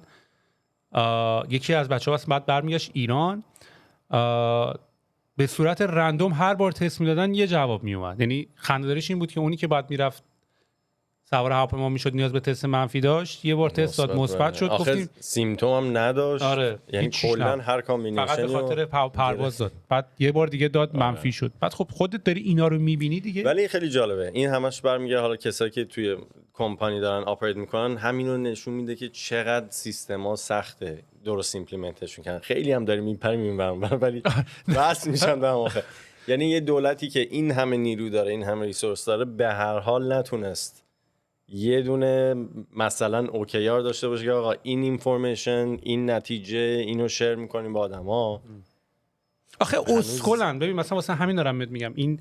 ببین مثلا بایدن مثلا من چند وقت پیش دیدم پست داده بود تو توییتر فولکس، مثلا ما تو کل تاریخ امریکا و تمام ریاست جمهوری‌ها و اینا ما بیشترین شغل رو مثلا ایجاد کردیم. اصلا بعضی موقع با خود فکر می‌کنی که مثلا 10 دقیقه با خود اولا فکر کردی که اولا که این توییتو که بزنی معلومه اصلا قطعا زیرش جنگ میشه. بعد الان تو این وضعیت که اصلا بعید میدونم یه همچین ادعایی بخواد درست باشه. بعد تو که میدونی مثلا یعنی هیچ ایده‌ای نداری از اون طرف مقابلت ممکن چجوری فکر کنه، یا مردم تو این وضعیت اسفبار دارن چجوری فکر میکنن، چی میشه که این کارو میکنی. یعنی همین دارم بهت میگم، این داستان این که شاید مثلا یه سری فرمت‌ها و صحبت‌های دیگه الان یه مقداری بیشتر به قول تو آثنتیک تره، به خاطر اینکه یه نمونه واقعا فتوشاپ شدهش اونجوریه. آره. میدونی و این داستان هست و واقعا آره مثلا من خودم توی این قضیه میبینم که آدما خیلی سریع رد. یعنی مثلا همینا رو که ما داریم میبینیم، من الان واقعا باعث خودم مثلا جرئت ندارم بگم یه چیزی و من واقعا من 100% مثلا مطمئنم که اینی که من میگم درسته. آره الان فضایی که تولید شده اینه که هیچکی نمیدونه چی درسته. حالا اگه داریم در به کرونا صحبت میکنیم، هر اینفورمیشنی اون بیرون هست. توی بابل میتونی بیفتی که کلا الگوریتما به یه چیز خاصی نشون بدن، فکر کنی یه چیزی درسته، ولی هر دو وریشو بگیری این بحث الگوریتما رو من چون حالا نمیدونم، من این بحث خیلی هست، بحث درستی هم هست، من نمیخوام بهش بگم مخالفم، ولی و قبولم دارم که روی ماجوریتی و اکثریت آدما تاثیر میذاره. من چون حالا اد بلاک دارم و نمیدونم مثلا خیلی تبلیغا و اینا رو کامپیوترم نمیبینم و اینا، من عملا دارم آدمایی که فالو کردم و دارم کانتنت اون رو میبینم. این الگوریتم داره میچرخونه رو من خیلی متوجهش نه که نمیشم، یعنی کاملا دارم میبینم و کاملا میفهممش، یعنی میتونم بفهم که اعداد جنریت میشه، نتایج گوگل برات داره مثلا دستکاری میشه تو سوشال نتورک ها برای اون چیزی که تو دنبالشی، خب باش انگیج شدی. یعنی از یه طرف دیگه چون مشکل بزرگ این بنده خدا اینجوریه که مثلا فیسبوک مثلا واقعا مثلا میخواد این کارو کنه، خب رفته یا ریسرچ کرده مثلا، خب اون کانتنتی که تو روش کلیک کردی انگیج بوده که احتمالاً هم حالا مثلا کلیک بیت بوده رو تو دارش کلیک کردی، واسه همون هم بیشتر هم داری اونو میبینی دیگه. ولی چون یه بار حالا یه چیز مثلا عجیب غریب کلیک کردی داری، چون مثلا من یوتیوب هم اینجوری شد، مثلا 2 بار از این آرتیکلای زد کلیک کردم دیگه داشت میترکید، بعد شروع کردم خودم هم هست. تو مثلا اگه منو فالو کنی، من اگر دارم ریسپانس نشون میدم ممکنه اون وقتا هم اکسپوز بشه. آره ولی مثلا من خودم به اصطلاح گروم میکنم، مثلا من یوتیوبمو مثلا نمیرم آقا do not show me anything like this anymore، داره این آپشن رو که مثلا میتونی بری بزنی و اینا. یعنی حرفی که میخوام بهش برسم اینه که یه مقداری نیاز دارید، یه خودت هم مثل زمان قدیم میگفتن دوستاتو انتخاب بکن، یه مقدار رو اینترنت هم خودت هم دیگه باید خودت هم حواست هم باید باشه دیگه، اینجوری که حالا دیگه یه جاجمنت ملویی هر کی داشته باشه. غیر اینطوری که بدتره که آدما خیلی ربات‌تر میشن، اینجوری که آقا اینی که من دارم بهت میگم درسته گوش کن برو جلو دیگه. آره در واقع باید اینجوری می بود، در واقع باید گلچین میشد مطالب و مطالب درست به آدم داده میشد، ولی خب الان ریت اینفورمیشن انقدر بالاست که نمیشه اون اتفاق بیفته. آره حالا الان که حالا خبرهای خیلی جدیدتر و عجیب غریبتری نسبت به کرونا داره میاد و اینا، ولی برگردیم به اون حالت این که تو فکر میکنی مثلا اگر یه زندگی کلین تری داشته باشی، من میخوام به این برسم، میخوام ببینم که فکر میکنی اول از همه چجوری میخوای اون اچیو بکنی؟ یعنی آیا فقط با یه سری کارا رو نکردنه؟ چون الان ما همین الان یه سری کارا رو نکنیم خیلی جلویم. آره ما سیگار نکشیم، مشروب نخوریم، نمیدونم تو هوای دودی نریم، نمیدونم رو صندلی زیاد نشینیم، یه سری کارا رو نکنی خیلی جلویی. آره. میدونی ما بیشتر اصلا سختی کارمونه که یه سری کارا رو جدا کردن و کلا هم میگن که مثلا اعتیاد جدید چیپ دوپامین. میدونی اینی که مثلا یه کاری میکنی، مثلا یه مشروب میخوری، یه سیگاری میکشی، اینا دوپامین چیپه، دوپامین ارزون و چیپه و این الان اعتیاد جدیده. ولی تو اینو چجوری میبینیش؟ من راستشو بخوای خیلی اون کامبینیشن است، یعنی همون که داشتم میگفتم یا فیزیکلی یا منتالی نیست دیگه. من هم فکر میکنم یه آرامش ذهنی باید داشته باشم، هم یه سلامت بدنی. مثلا من الان 5 سال دارم تراپی میکنم، خیلی هم کمک میکنه. یعنی قبلا من همه میگن من خیلی ورزشکار بودم تا مثلا فکر کنم 27 سالگی. اون خیلی خوب بود از نظر فیزیکی، خیلی قبراقی، خیلی انرژی داری، ولی اون قسمتی اون وقت میشه اون قسمت ذهنیته که چقدر داری میپرورونیش یا رو خودت چقدر کار میکنی. برای من خیلی اینه که این دوتا رو بیارم توی روتین زندگیم و خیلی یعنی مکرر انجامشون بدم. همون چیزی که تو میگی، اگر دیسیپلین داشته باشی به یه جای خوب میرسی. همون 1-2 بار 3 بار در هفته است، ولی ریزالتش رو توی چند سال میبینی. بعد دیسیژن میکینگ چطوریه؟ یعنی صبح که ما همه کافی گذاشتیم تو میری چای میریزی، خیلی سخت بود اولش یا نه؟ نه من که کلا تا حالا یعنی کافی خور نبودم. من نمیدونم، من حس حالا نمیدونم کلمه درسته اعتیاد یا نه، اون برام اتفاق نمیفته خیلی. یعنی کشش ندارم که باید یه چیزی دیگه باشه که من بخوام لذت ببرم. بیشتر من میرم از درون بیام بیرون که توی خودم باید چیکار بکنم که لذت ببرم، چیزا بهم بچسبه بیشتر. میدونی طولی نیستم، طولی برای ورزش و این چیزاست، ولی ارزی هستی تو آره مثلا سیگار و این چیزا نمیدونم چرا روم کار نمیکنه. نه خب بعدش هم مثلا به عنوان یک کسی که توی یه کمپانی هلت داری کار میکنی میدونی لید از ان اگزمپل هست دیگه و واقعا میگم ما آدما اگه الان یک سری کارا رو نکنیم واقعا خیلی خیلی جلوتریم. همین که اینجاییم 3 ماه همین صبح میریم ورزش میکنیم اینا خیلی فرق داره. من تورنتو که بودیم 12 تا 15 ساعت پشت صندلی میشم روزی و تاثیرش رو میبینم. یعنی مثلا کمرمو صاف میکنم یه حس ناسالمی میده. الان اون حس رفته فقط به خاطر اینکه سر بریک میای یه لحظه تو چمن بعد دوباره برمیگردی سر جا. آره لایف استایل خیلی خیلی اصلا فکر باز میشه. میدونی تو اینسپشن یه قسمتی بود استاده داشت توی اتاق کنفرانس تو اتاق لکچر روم خالی داشت کار میکرد و اینا. بعد یکی اومد بهش گفتش که کلاس که تعطیله مثلا اینجا چیکار داری میکنی اینا. گفت I need room to think. میدونی و مثلا من یه اتاق بزرگ میخوام که استفاده کنم و ما واقعا یه جورایی تو این آپارتمان ها و اینا این فضا رو از ما گرفتن. حالا دیگه این شرایطی که هست ولی الان که دیگه کسی جلومون رو نگرفته که میدونی. یعنی من الان یه جورایی هم هستم که حالا من خیلی احساس میکنم که ما آدما میبینم دیگه با بچه‌ها صحبت میکنم و اینا ما خیلی شرایطمون رو بهونه کردیم. از پول ندارم و پاسپورت ندارم و اوضاع ندارم و میدونی واقعا یواش یواش میفهمی که خب باشه گلتو بذاری میشه. یعنی مثلا خب پول میخواید پول در آوردن که به نظر من که راحت ترین کارهای دنیاست تو بیانست. میدونی بازم بستگی به شرایط داره. یه نسبی آره. هویج یخ زده تو تابستون بفروش به خدا. پول در مشتی. یعنی ببین بحث نیست که من واقعا میخوام پول درم نمیتونم. خیلی کارا میتونی بکنی. اینی که حالا از راهی که دوست داری پول داری اون یه بحث دیگه است. اون باز یه هنر دیگه میخواد و یه تینکینگ دیگه میخواد. ولی خود اکت پول در آوردن که کار خاصی نیست. میدونی و هر کاری بخوای بکنی بهش میتونی برسی. یعنی یه جمله دیگه که من خیلی دوستش دارم اینه که you can have everything you want, you can have anything you want, you cannot have everything you want. یعنی تو به هر چیزی که بخوای میتونی برسی ولی به همه چیز نمیتونی برسی. آره اتفاقا یکی توییت کرده بود جدیدن که طرز فکرت کاملا تاثیر میذاره روی جایی که میرسی. اگه توی مثلا کار فوکس میکنی روی همه بریر هایی که هست ذهنت اونو میبینه بعد از یه مدت. یعنی فقط همین تو زندگی هم همینه که من این چیزو ندارم پس نمیتونم به اونجا برسم میشه زندگیت. همین بهانه هایی که ما میاریم. ولی میتونی واقعا هدف داشته باشی و میرسی بهش. حالا تا یه حدی میرسی یا یه فرم دیگه شو میرسی بهش و میتونی اصلا ببین اتفاقی که مثلا من خودم خیلی بچه بودم قدتر بودم ولی الان واقعا اوپن ترم. یعنی یکی تا یک چیز میپره و اینا مثلا میگه اصلا تو اینجاشو اینجوری حرف میزنی یا تو اونجا اینجوری هم که واقعا یکم فکر میکنم که واقعا گاوی انقدر یا مثلا با خودم اینطوری یا واقعا نمیفهمی. ولی همون تیزی تو که میرسونت تا تو یه چیزی داری که آقا خب ما اینو میخوایم بذاریم اینجا دیگه. حالا مثلا چرا انقدر حرف بزنیم.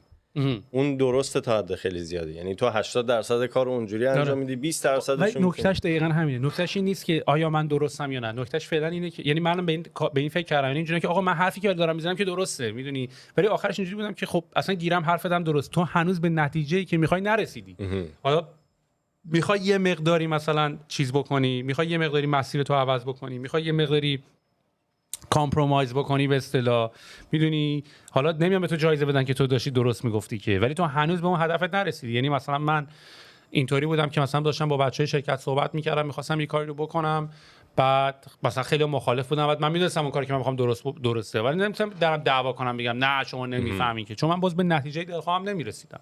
یعنی خیلی از اتفاقاتی که تو طبیعت هم داری میبینی ریشه هم که داره میره یا میخوره به سنگ راه اپتیمال رو پیدا نکرده لزوما مجبور شده کج بکنه از یه جای دیگه بره و واسه همینه به نظر من ما از یه موضوع به یه موضوع دیگه میپریم چون آخرش واقعا ببین من از همین دیتیلا دارم لایفو میفهم. از اینکه ریشه درخت چجوری خوشو به آب میرسونه راه پیدا میکنم چجوری باید حرف تو مثلا با کسی که داری باش کار میکنی بفهمی.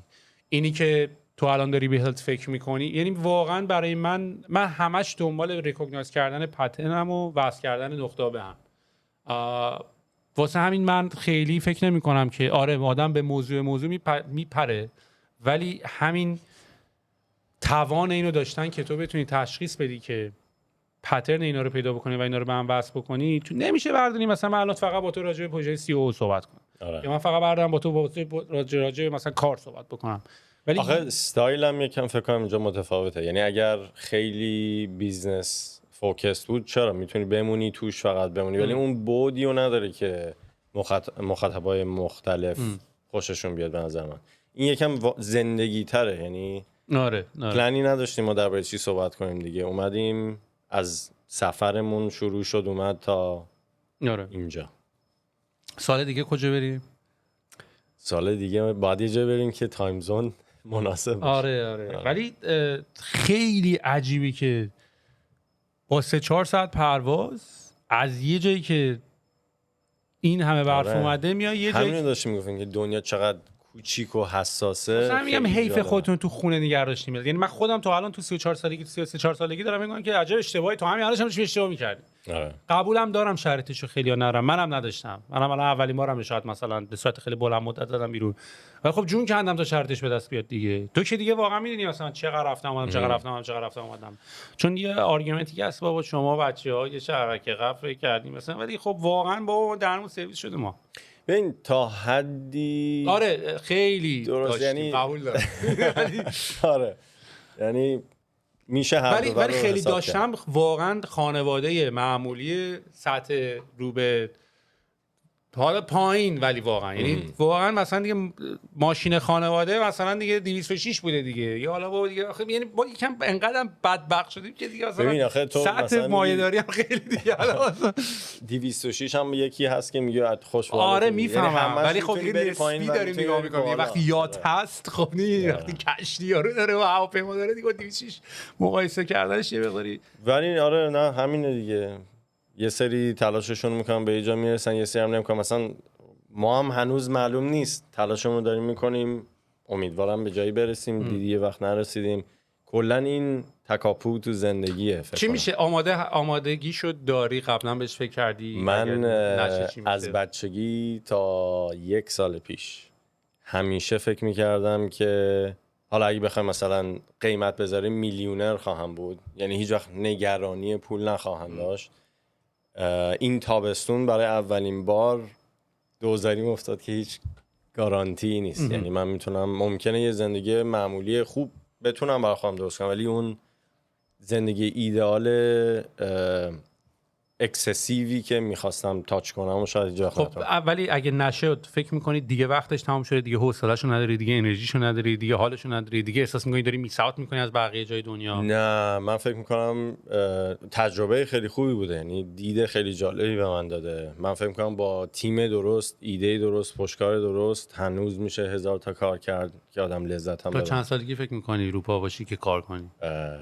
من فکر کنم تا آخرش. آره تا آخرش یه کاری میکنم. یعنی اگر من فکر میکنم اگه خیلی هم پول داشتم میشستم خونه، یعنی یه ماجراجویی، یه چیزی برام که اکسایتینگ باشه حتما باید انجام بدم. میدونی چرا دیپ هم رو این سوالا؟ به خاطر اینکه سوالا هم به نظرم خیلی شخصی نیست. من احساس میکنم 99% دلایلی که خیلی از آدما خیلی کارا رو نمیکنن به خاطر اینکه ویژنی از این ندارن که اگرم پولدار شه. حالا ببین اینی که پولدار میشم خیلی راحته. چرا یارو پولدار نمیشه؟ به خاطر اینکه چیز تنجبلی تو ذهنش، چیز قابل دقیقاً. ببین مثلا دلیل این که من پول میخوام این نیست که خونه یه بزرگی بخرم. من خب خیلی ورزشی و اینا، چه میدونم، بیس جامپینگ، خلبان شدن، کلی کار هست که میخوام تجربه کنم. قاعدتاً یه سریشون رو تجربه میکنم حتی اگر پولم نتونم اونقدر داشته باشم. ولی پول همینه، فقط طوله که من زمان بخرم. من تو این زمان کوتاهی که هستم اگه پول داشته باشم کارهای خیلی بیشتری میتونم بکنم. همینه. آره. درایو بر من همینه. آره. و به نظر من دلیلی که من این سوالا رو دارم ازت میپرسم، یک دلیلش اصلیش واسه همینه. یعنی من میخوام از تو کمک بگیرم، یعنی تایمی که تو اسپند کردی راجع به موضوع رو صحبت کردی رو بتونم ازت بکشم بیرون که تو اگه بودی چیکار می‌کردی. چون بهت گفتم مثلا من خودم الان تو استیجی ام که با خودم بعضی اینطورم که آقا فکر کن همه چی داری، فکر کن پول داری، فکر کن زمان داری، فکر کن هر جای دنیا هم که می‌خواستی زندگی کنی میتونی بکنی، چیکار می‌کردی؟ میدونی؟ و چون جواب این سوال رو نداری خیلی طبیعیه که صبح خواب پا میشی انرژی نداشته باشی، حوصله نداشته باشی برای کاری که حالا داری میکنی، خیلی وقت نذاری. چون من پول دار میخوام بشم یا میخوام این کارا رو بکنم، این باعث میشه که تو صبح خواب پا میشی خیلی حالا هر چی هم میتونه باشه. حالا ما هی پول میگیم ولی آره. یه چیزی که من ابزرو کردم خیلی جالب، تو هر چیزی خیلی خوب باشی خیلی زندگیت راه میفته. پول میاد، یعنی یه کاری پیدا کنی که واقعا علاقه داری بهش، چون حس کار نمیده بیشتر اون کار رو انجام میدی، هی بهتر میخوای بشی توش و اون کلید اونه که اون کار رو پیدا کنی. من واسه همین دارم میگم اینو. من خودم شخصا برای اینکه بتونم الان افیشنسی خودم رو 10 برابر بکنم، نیاز به اون ویژنه به شکل کلیرتری دارم. یعنی نیاز دارم که یه مقداری جزئیاتش رو بتونم خیلی سریعتر و راحت‌تر ببینم. خونه چه شکلیه، میدونی لایف استایل چه شکلیه. بعد خب نکتهش هم اینطوریه که واقعا تا نری ببینی نمیتونی بشینی فکر کنی یا از تو یوتیوب ویدیو نگاه کنی. یعنی مثلا ما الان این سری که اومدیم اینجا و به عنوان یه توریست نبودیم دیگه، شروع کردیم به زندگی کردن و اینا، اینطوریه که آقا یه لایف استایل میتونه اینطوری باشه. خیلی هم ساده تر است، خیلی هم ساده تر، جای خاصی نمیریم. یعنی حالا بر بقیه که بدن توی دهیم تقریبا دور از 2 تا شهر اصلی و جواب میده. آره. و این همون قسمت پولش هم بیاد، خونت هم بگیری، شاید اینجوری بشه که نه من خونه بزرگ یا هر خونه‌ای که تو ذهنم بود جواب نمیده، من یه چیز دیگه میخوام. یعنی یه قسمتی از دیساپوینتمنت همیشه خواهد بود. آره.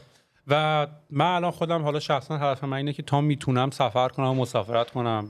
خدا رو شکر این اپورتونیتی هم برای اولین بار در تاریخ فکر کنم به وجود اومده، مثلا که ما بتونیم مسافرت بکنیم و اینا و بریم یه جای دیگه. من از خیلی بچگی خیلی دنبال این قضیه بودم که مثلا بتونیم ریموت کار کرد و اینا، ولی الان واقعا هم فاوندری هم کمپانی ریموته دیگه فکر کنم دیگه اگه الان نکنی دیگه best of both worlds. دقیقاً. یعنی من الان تو اون استیجم که دیگه داشت اگه نکردی تقصیر خودت دیگه، هیچ کیو نمیتونی مقصر بدونی و از این داستانا.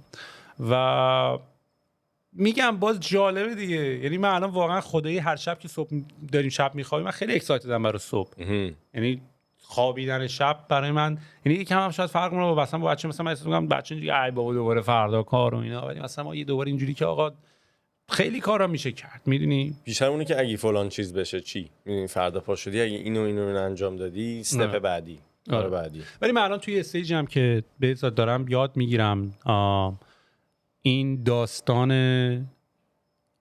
این که less is more، واقعا کم. واقعا یعنی من الان اینطوری هم که خیلی دیگه الان دارم مثلا یه سری کتابای مثلا یکم های لول تر توی دوران انترپرنورشیپ و اینا دارم میخونم.